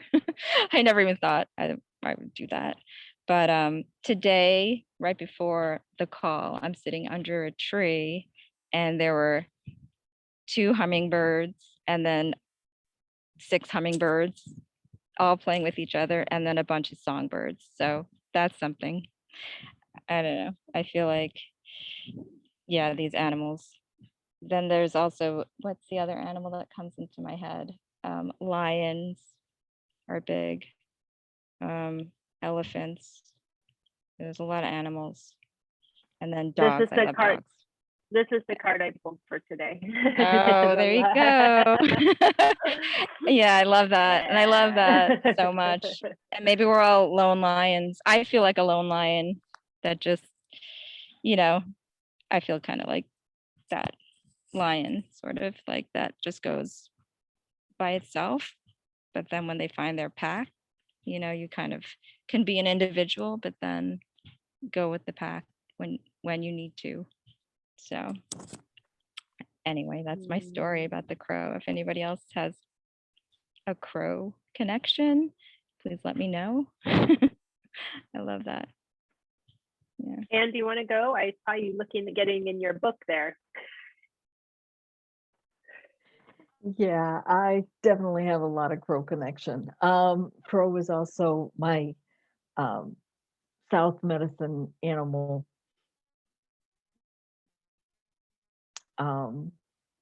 With Puma, through Puma Freddy. I've always had a big connection with crows, always. And it was funny a few nights ago. It was really strange, actually, a few nights ago, because there are some crows that have a nest near us, which I've never seen around here that much. But a few nights ago, 11 o'clock at night, got the dogs outside, and there's a crow flying by at night. And it was just like, crows do not fly at night. But I did read up on it that if it is in the city, there may be enough city lights that's why it was flying at night, which was kind of bizarre because they usually don't fly at night. So I have a lot of connection with you between the Sananga and now the crows, and it's just like I can feel a lot of a connection right there with you. Yes, no, I felt that when you had said what you said in the text, like I feel like, well, you told Gabrielle maybe I shouldn't be in this group. Immediately, I felt that after the call. I'm like, I'm not going to be in this group. I don't know if I fit in. I really don't know if this is my place. So when you said it, I'm like, she's speaking for me. Thank you, Anne, because I probably didn't have the courage to say it. So yeah, I do feel like and then the rapeh ceremony, I felt like exactly the way you felt. I do not want to shoot anything up in my nose. And I'm high on life. I love life so much like that. I don't need that. I don't really feel like I need any of this, but spirit's telling me otherwise. I definitely feel like it's something I do need. And it doesn't have anything to do with me not loving life. It's just probably it's going to bring the fear down and make me enjoy life that more. So, you know, the first time I saw someone do rapeh, it was in it was last summer solstice, and we were in a teepee, and this girl that was sitting next to me went up to get her serving. Remember, I said no to it, but it was her first time, and she did it, and she goes, after she had the first nostril, she goes, "Oh yeah." And I was like, what does she mean? Like, it was almost like she remembered it. So when she came and sat back down, I said, why did you say that? And she goes, oh, I remembered it. And that made me realize that it's just us calling us back to these medicines that we've known for many lifetimes. And it's like, when you sit with each one, even if it's uncomfortable, it's like it's triggering that cellular memory for you of understanding the peacefulness of your soul and allowing it into your vessel. And yeah, I think that I mean, you can't make it, I always say, you can't make it up. Like how else does this all line up like this? I don't know logically how. And I don't know logically how I would agree to, I've never smoked a cigarette in my life, but it feels like the most centered that I've ever been when I commune with it. There is no other way to describe it. So why would spirit be bringing that to you? Because you need it. In this chaotic time, because you need it.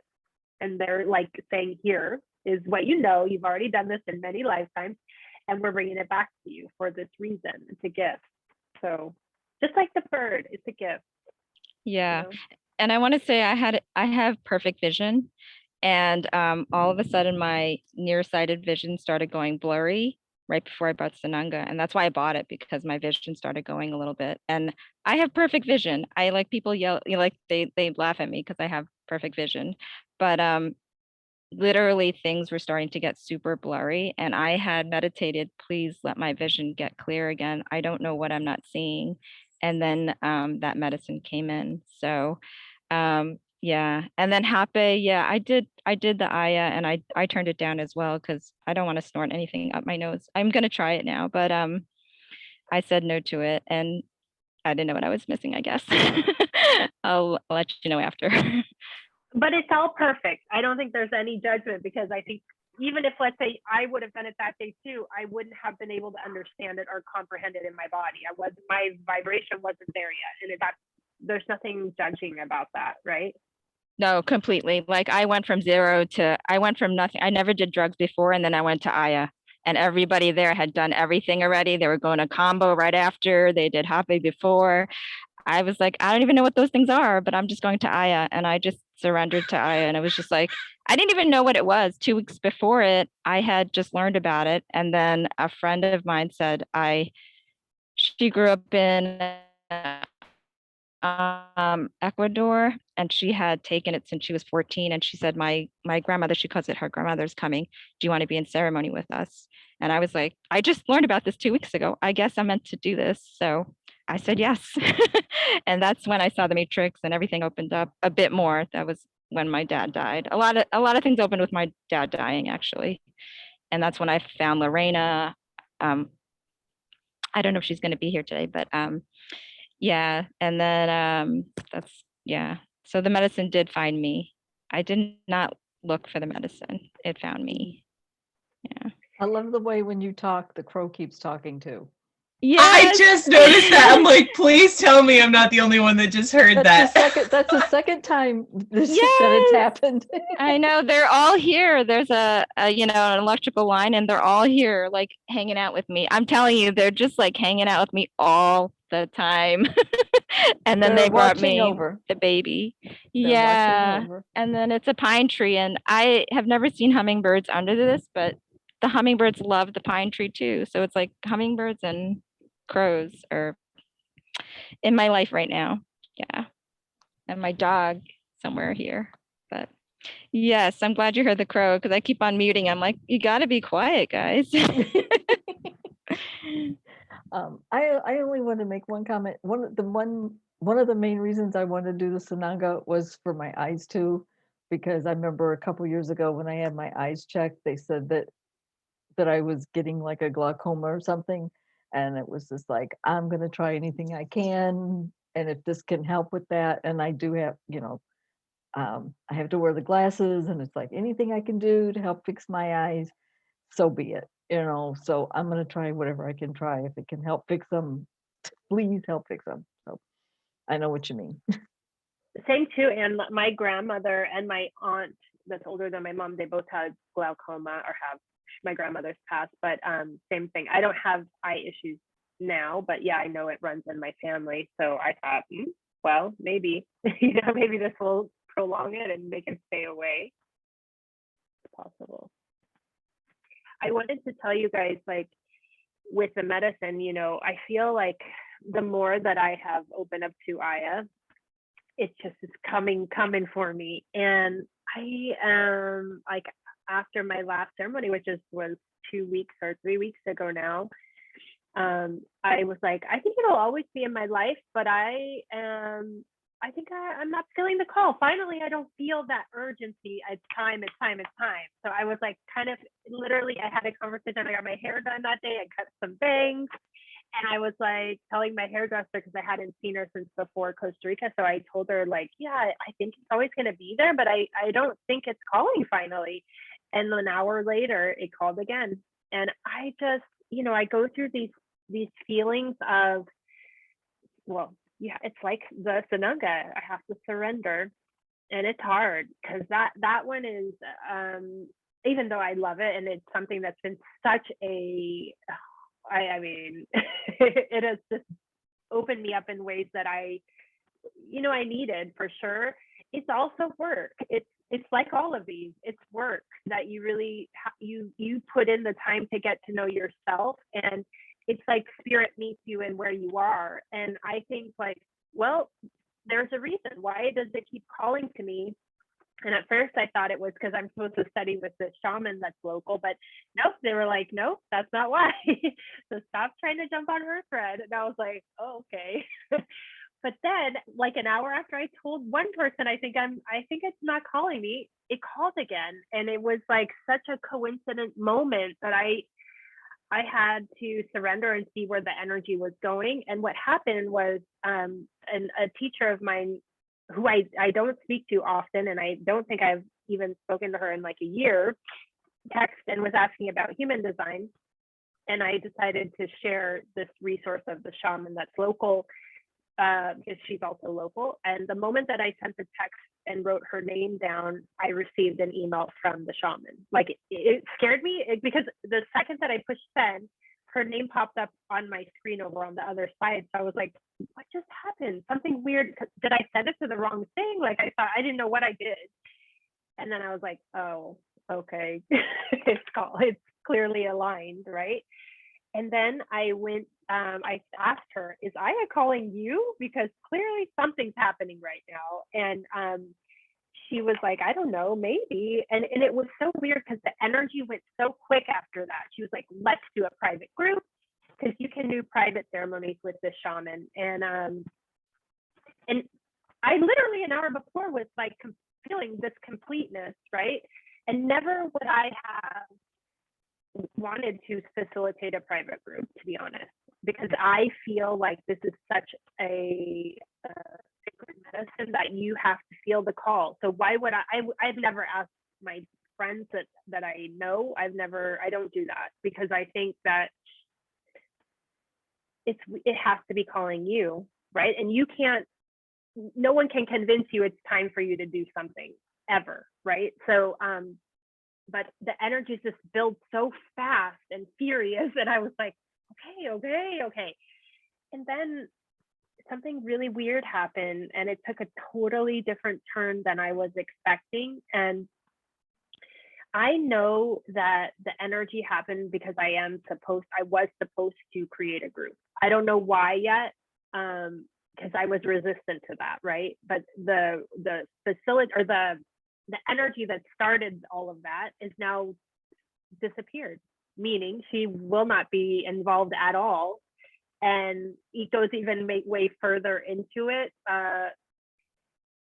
It showed me that I had her on a pedestal that I did myself, which we all do that, right? We all think if we learn something from someone, they're more spiritually advanced and they should be on a different plane than us in a way.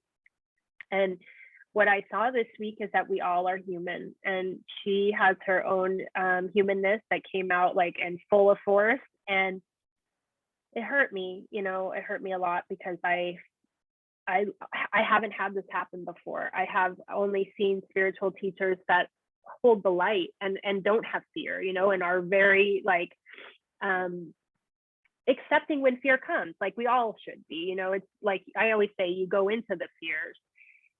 But first it started as fear, then it started as control, and then it started as and then it went to like complete attack mode from her.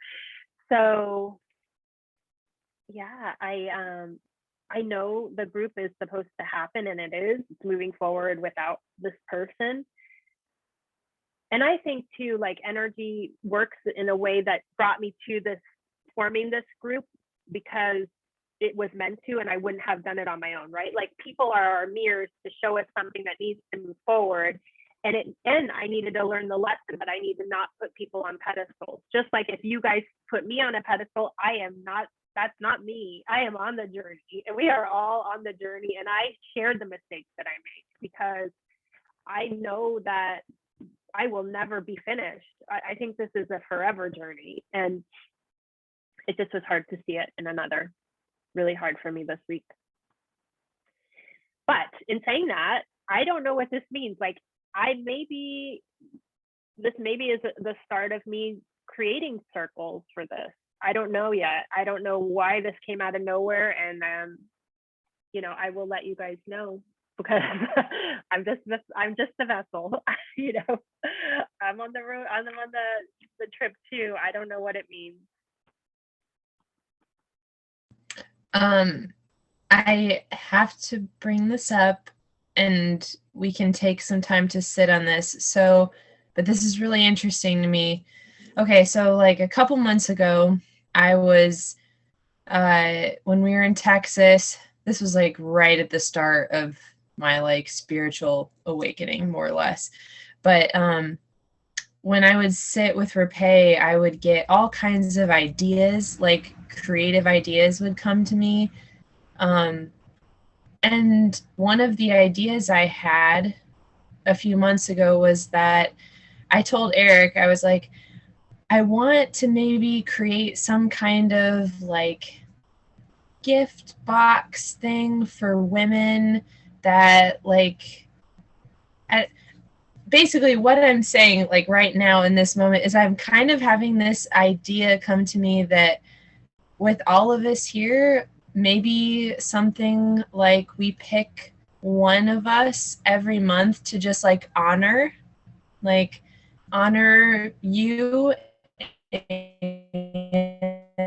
and whosever month it is, like you can just like tell us like what do you like what's your style, you know, and all these things, and then like we can either, and then like the rest of us can put together some kind of gift care package, whether that's like, oh, Mina offers a reading, or you know, maybe you have a gift and you're like, I would share this, or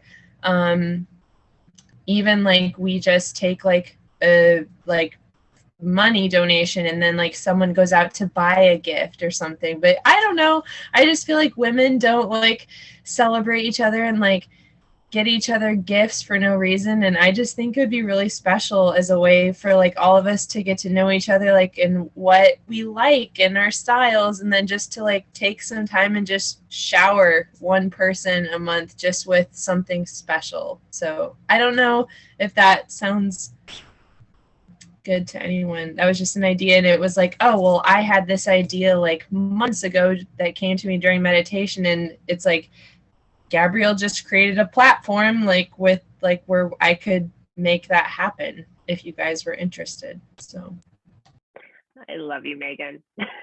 You're so awesome. I definitely think that the more we get to know each other, there'll just be like this draw to want to share each other and give to each other, because that's what this is. It's an energy exchange, and it's just taking it into the physical reality, and I love that. So beautiful. Okay, is there anything else that you guys want to talk about this week that we haven't touched on? So I realized that Anne sent an email last week that has like about, I don't know, 10 or 12 topics. So now I have like a zillion topics out there.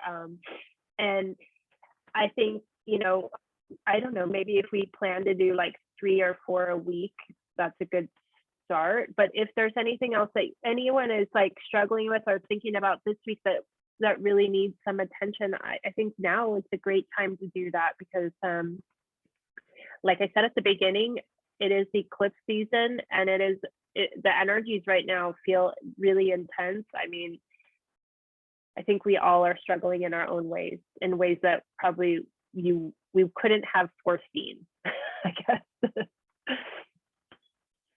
Sherry, we haven't heard from you today. I want to hear from you. I know, I just get so shy. Okay, so let me go back. Thank you for calling on me. Let me go back to the Sananga because I took it as well for about 6 days in total, but I had a break in between. I just was like leaving, I was going out of town and I didn't want to take it with me, and then I didn't have a place to put it on the plane and yada. So I'm going out next week again too, so I'm just going to wait on it. But when I took it, the same thing. I take it before bed. Is that what everybody else, the time? Yeah, no, I know. See, I don't know.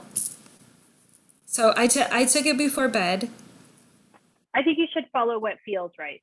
That's what I Okay. would say. But Okay, before bed, because that's when I was doing the tongue drops as well, the ambi, and I would do them at the same time. And I just felt that I had really nice dreams. It felt like it was just very relaxing and so relaxing. And when I had the Sananga in the cart, and I told G that I had it for like 2 weeks, and I was like, I just kept going back and back and looking, and I wasn't ready. But so then I pulled the trigger. I will get back on it too. I don't know, like the Dieta, I want to try that too for 21 days. But on the website, it said you could take it every 2 or 3 times a week too. So I was just going with that at the beginning. And then, so after the rapeh, the video and everything, and I told you, G, and I said, I haven't smoked either, nothing, and I don't want to put that up my nose. But the video changed my mind so much, and so I put the starter kit into my cart today. So I have chills, like, okay, I'm almost there, I'm almost there. And I was reading each of the descriptions on the rapeh, and I picked 4 that I liked, so that I felt were calling to me. And then so I feel like, okay, I'll keep looking at it for a couple more tries, and then I'll purchase. I really want to, but I'm on the pathway too. Oh, and one more thing, the spirit animals. I dreamt last night of a frog, which was out of the blue, and it looked dead. So when I went to go like bend down to grab it, and the eyes moved, and I was like, oh, okay.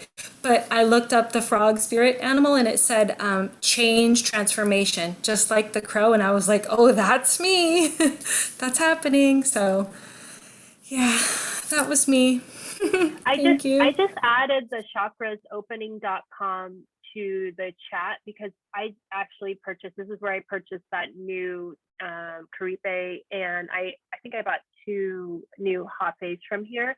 They have a different selection than 4 Visions, and it's pretty nice. And so yeah, check it out, because maybe you haven't pulled the trigger because you might need to purchase from these guys. I don't know, but they both, yeah, it's pretty interesting. And I know, I think we all are here to like help each other move through the fears, you know, or the blocks. I think that's a better word, blocks.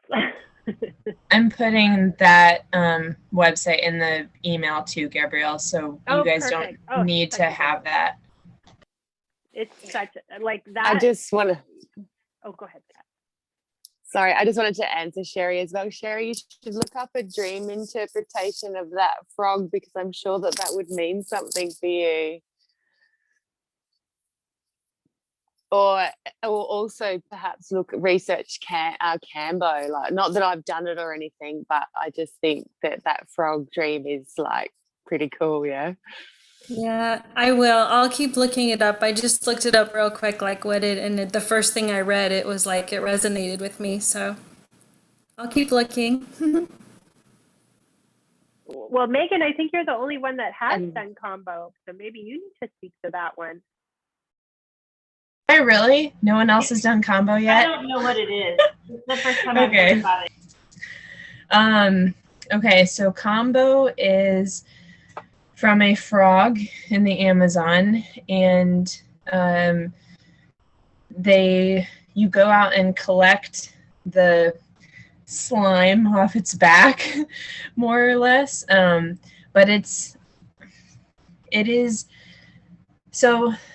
The woman who did my second combo treatment, she actually had an ayahuasca experience as the spirit of the combo frog, which she said, it was just a beautiful telling, where this frog has unconditional love for humans, like a very special love for humans, and wants to offer itself in service to humans.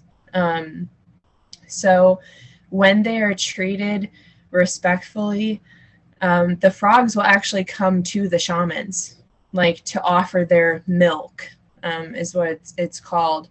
And a good shaman or good medicine men, they tie like little string to the frog's legs so that they don't get over milked. So and they've had frogs that come to them to offer themselves, and the shaman is like, no, like, you're not ready. Like, we just milked you last week or something. So it's just really sweet that they have this spirit of wanting to help. But as far as what it is, it's non-psychedelic. It is a very, very physical experience. So this medicine is collected on a like wooden stick and dried. The secretion is dried.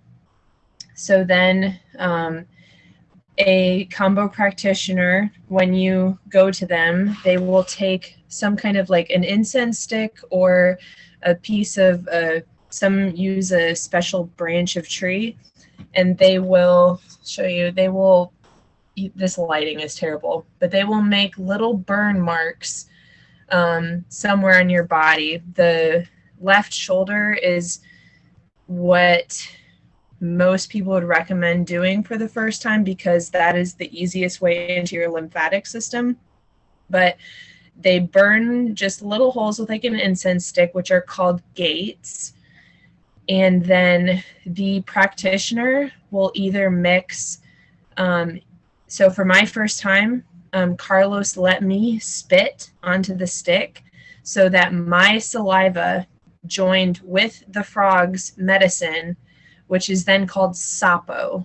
I believe sapo and combo. So like, because you can either mix it with saliva to get it wet again, or you can mix it with water, which would be a lot weaker. Or the shaman or practitioner may mix their own saliva with the frog peptide, because it's some kind of crazy awesome way that the peptides combine, which makes it much more powerful. So then this medicine is applied to your gates. And you can get gates anywhere. You can do them meridians or on your chakras. I had my second treatment after talking with Rebecca. I like gave her my life story. She's like, I think you need a womb healing. So she did gates on my back as a womb healing. And so this medicine, it's applied within the first couple minutes. Your whole body, it's like a fever. You get hot, tingly. It's like your whole body just kind of heats up like a furnace, like, and right before that, you've drank 2 to 2.5 liters of water. So your water fasted, your food fasted. You drink all this water right before the medicine goes on.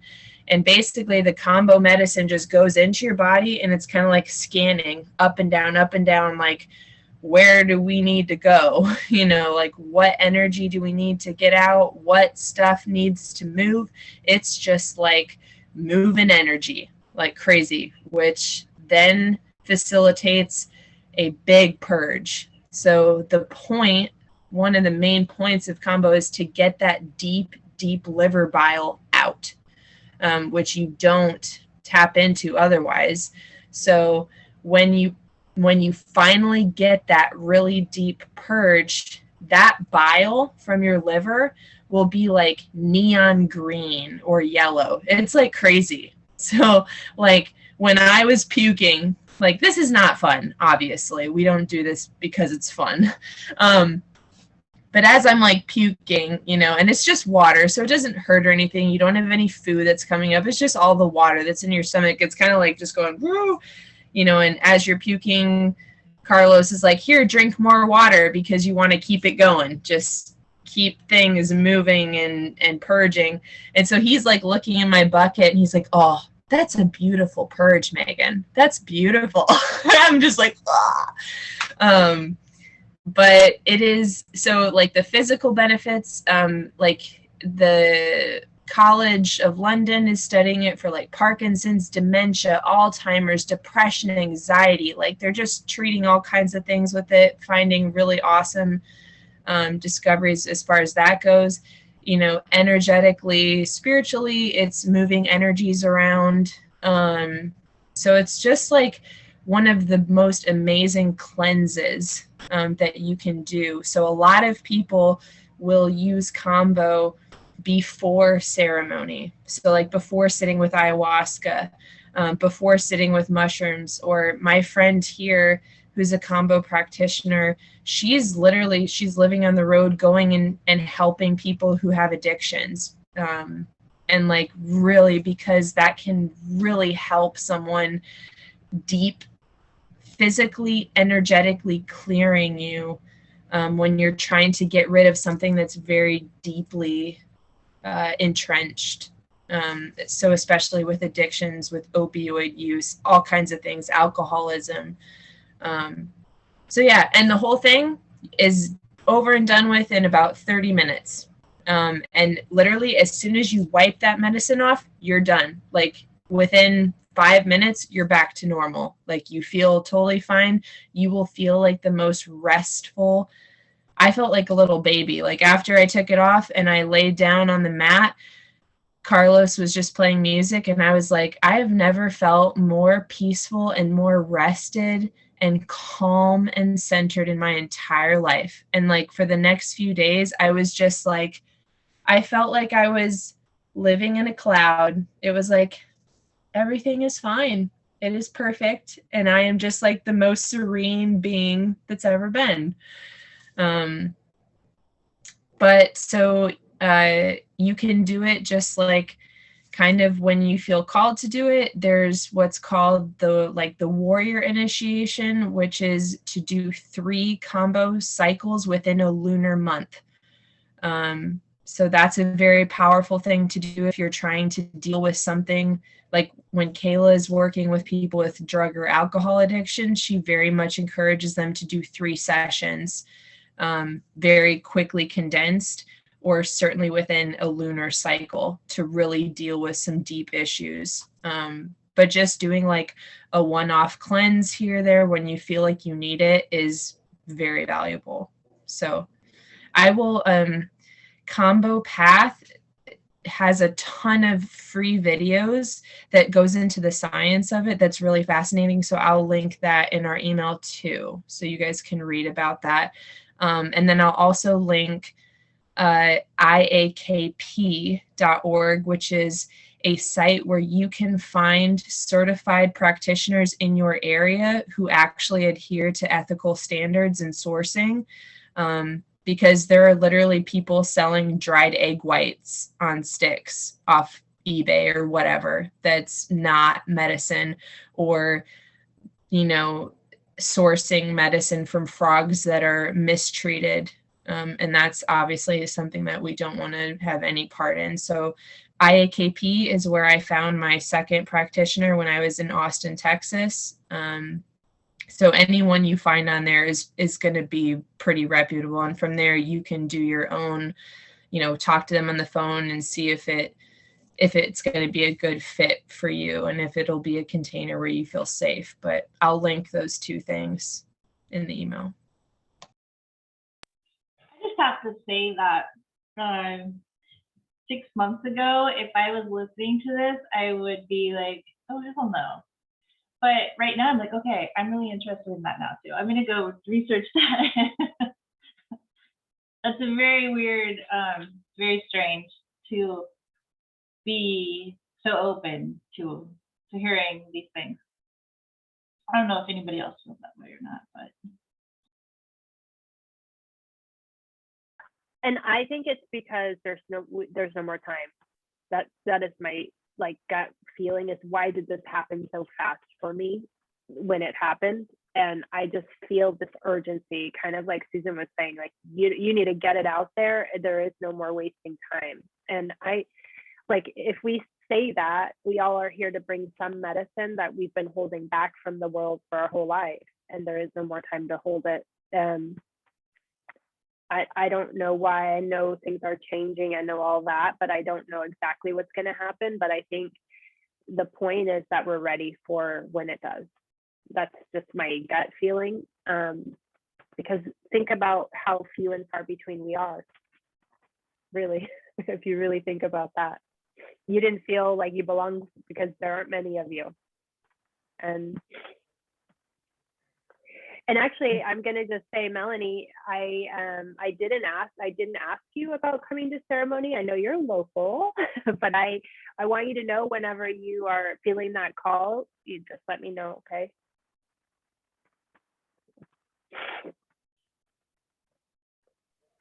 I just wanted to say, Oh, go ahead.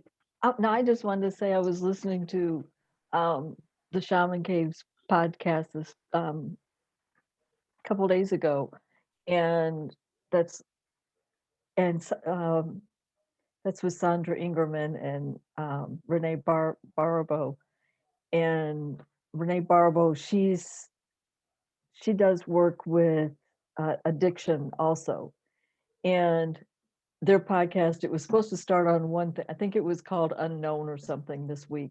And it ended up going into the discussion of everything that we've been talking about today, which kind of cracks me up, because just like you're saying, Melanie, if this would have come up 3 months ago, I'd heard Gabriel talk about this, and I'm just kind of going, okay, no, this isn't for me. I'm not into this. I'm not ready for this.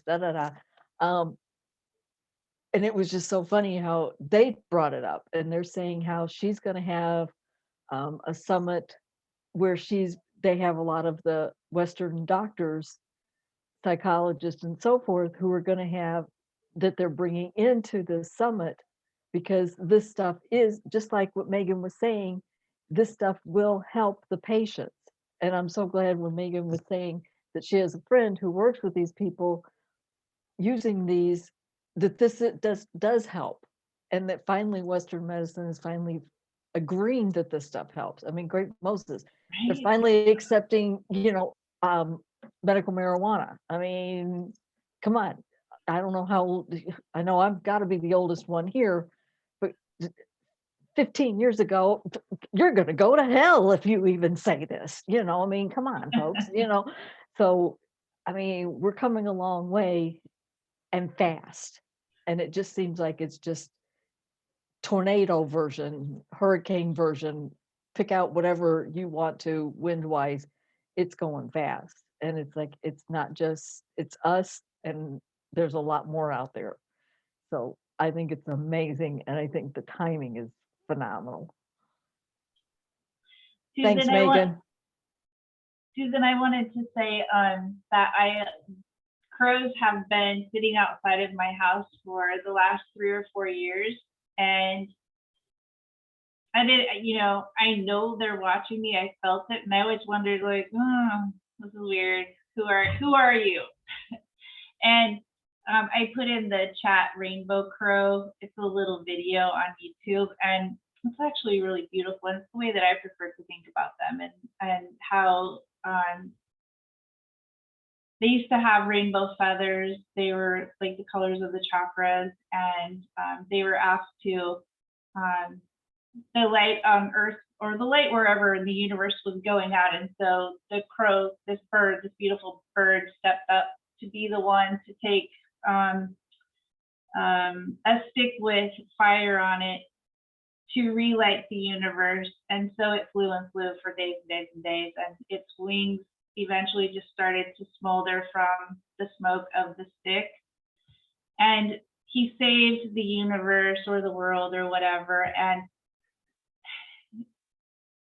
I think before, I'm sorry, I'm going to kill the story, but I think before it died, the masters or source said, thank you for doing this. You saved everyone. I'm going to make it now so that you're never killed. You're never hunted. No one will ever hurt you. No one will ever come after you. You're protected. And so if you think about that, nobody messes with the crows. They're pretty much left alone. So I like that story. So Thank you. Yeah, no, I think that that really resonates with me. It's like, I think in a past life, I was in the Knights of Templar. I don't know if you guys know what that is, but they were a secret society that had to guard all the secrets that, like, you know, basically like sorcery and witchery and stuff like that. And I think that that is really prevalent in my system. So I don't know, it just kind of ties in with the crows a little bit about being protective about, you know, just somebody's life and secrets and things that are going to be tampered with. So I don't know, that really resonated with me. I'm going to watch it on YouTube. Thank you.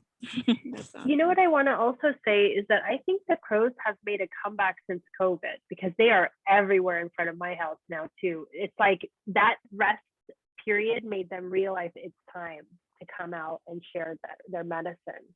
Like we have a little fountain out front and they live that thing. They're always swimming in it. They're always like right there. Yeah.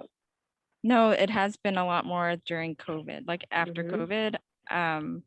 Yeah, maybe that's part of the whole awakening that we're going through and the age of Aquarius, and maybe they feel safe now. They can come out because we're going to accept them. So that makes sense. Yeah, that makes sense to me. I'm glad you said that. Yeah, I thought it was just my house.